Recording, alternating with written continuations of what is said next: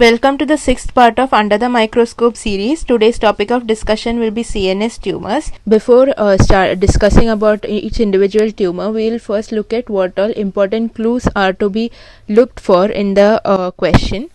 We can differentiate the tumors based on the location, based on the age group, if it is benign or malignant in children or in adult, based on the mutation seen in them, and based on certain histopathological parameters like Rosenthal fibers, based on the rosette if it is true or pseudo rosette. Also, by the end of the video we should be able to answer all these questions. These are some important histopathological slides. Now moving ahead, we will look at each individual tumor. So in nervous system you have central nervous system and peripheral nervous system. In central nervous system you have neurons, the neuroglial cells. In peripheral nervous system the neuroglial cells are called as Schwann cells. So in the tumor of Schwann cells will be schwannoma. Then in central nervous system you have the neuroglial cells, which are astrocytes, glial cells, oligodendrocytes and ependymal cells. So if it is a tumor of the astrocyte, it is called as astrocytoma. If it is a tumor of the glial cells, it is called as glioblastoma. If it is a tumor of the oligodendrocytes, it is called as oligodendroglioma. And if it is a tumor of the ependymal cells, it is called as ependymoma. Now if the tumor involves the meninges, it is called as meningioma, and the word blast in blastoma shows that it is an undifferentiated tumor. So in this histopathological slide you can see accumulation of a pinkish material. So that is called as Rosenthal fiber. Also the question will mention 3 C's, that is seen in children, presence in cerebellum and the cystic appearance. So these are the clue words. If these 3 points are seen in a question, it is a case of pilocytic astrocytoma. Also if the histopathology shows the presence of the pinkish material called as Rosenthal fiber, it is pilocytic astrocytoma. The other locations of Rosenthal fibers are Alexander's disease and long-standing gliosis along with pilocytic astrocytoma. So Rosenthal fibers are seen in Alexander's disease, long-standing gliosis and pilocytic astrocytoma. The composition of Rosenthal fibers is 2 heat shock proteins and ubiquitin. The mutation seen in pilocytic astrocytoma is BRAF mutation. Pilocytic astrocytoma is a tumor with good prognosis, so it is a grade 1 tumor. Moving ahead, let's go to the next histopathological slide. In this image you can see there is a central blood vessel surrounded by the endothelial lining, but there is proliferation of this endothelial lining which leads to the appearance of similar to a glomerulus. So this is called as glomeruloid body. And in the next image you can see the central part is pinkish, so in the similar to a snake, so serpentine pinkish material, that is necrosis. And the peripheral part you can see that there are bluish, the bluish part which is of the marginalization of all the nucleus, so that is marginalization of the cells.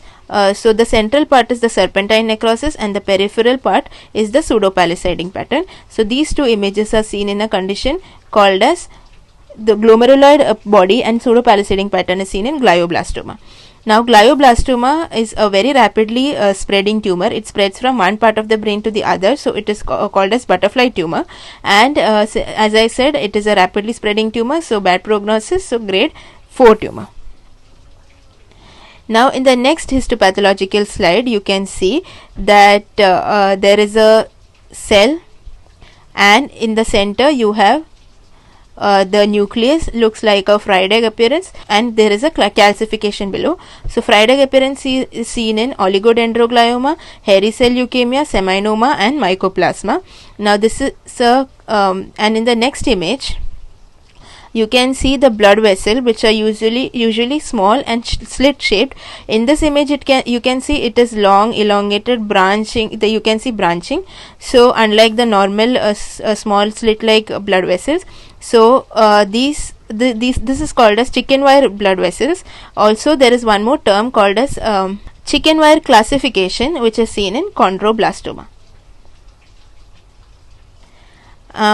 So these 2 images, one is fried egg appearance, calcification and chicken wire vessels. These findings are seen in a brain tumor called as oligodendroglioma. So which is a perineuronal brain tumor.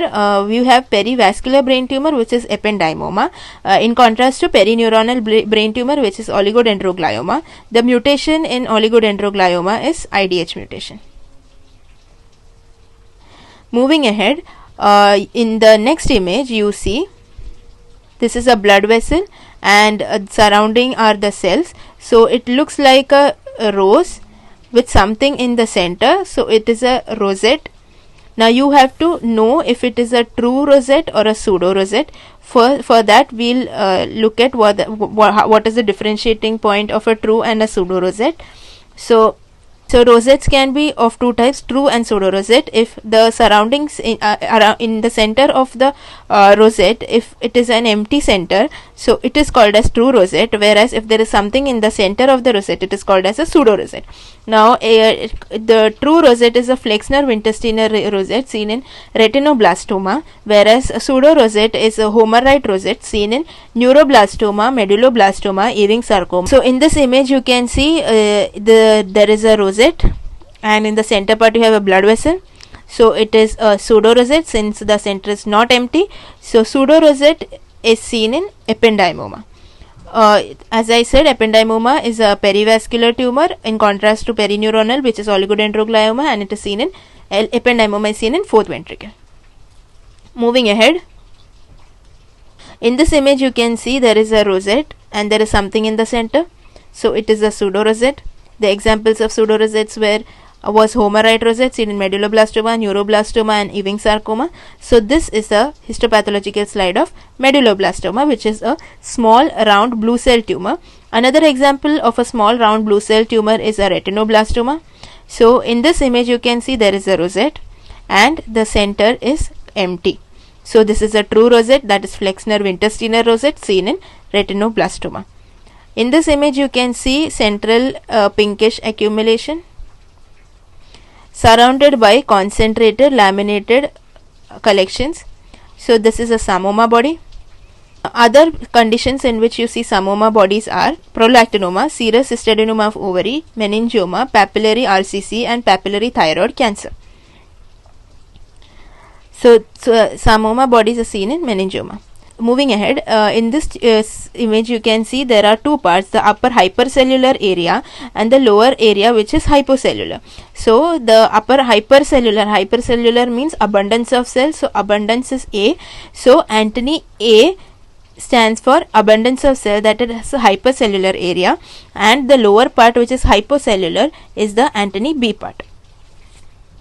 Part you can see that the central pinkish area is surrounded by two purple areas. So the central pinkish area is called as verrucate body, that is formed by the cytoplasm of the cell, whereas the purple area is formed by the nucleus of the cells. So verrucate body, as I mentioned before, so if this is a cell, then the peripheral areas are formed by purplish areas are formed by the nucleus, and the central pinkish area is formed by the cytoplasm of the cell seen in schwannoma. Now let us revise what all we have seen. So depending on the location, if there is cerebellum mentioned in the question, it can be pilocytic astrocytoma or it can be medulloblastoma. Question mentions the presence of fourth ventricle, it is ependymoma. Question mentions a rapidly growing tumor with pseudo-palisading pattern and a butterfly tumor, it is glioblastoma. If the question mentions the presence of fried egg appearance or IDH mutation, then it is oligodendroglioma. BRAF mutation is seen in pilocytic astrocytoma.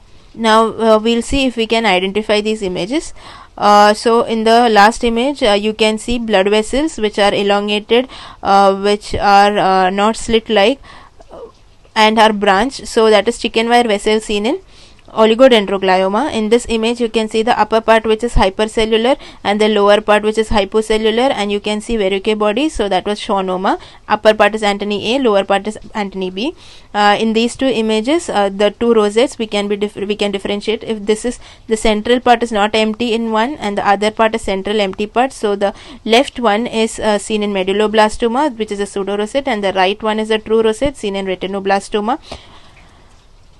In the upper left image you can see that there is central part which has accumulation surrounded by laminated concentric patterns, psammoma body seen in meningioma, and in this image you can see the fried egg appearance which was seen in oligodendroglioma. We'll see if we can answer these questions. Depending on the location, in cerebellum we have two tumors, pilocytic astrocytoma and medulloblastoma. The fourth ventricle tumor is ependymoma, and in the brainstem tumor is schwannoma. In children, benign tumor is pilocytic astrocytoma, and the malignant one is medulloblastoma. In mutations, IDH is seen in oligodendroglioma, BRAF is seen in pilocytic astrocytoma. Rosenthal fibers were seen in three conditions. One was pilocytic astrocytoma, Alexander's disease, and long-standing gliosis. Rosettes are of two types: true rosette and pseudo rosette. True rosette is the one which has center empty, and pseudo rosette which has something inside in the center. So true rosette was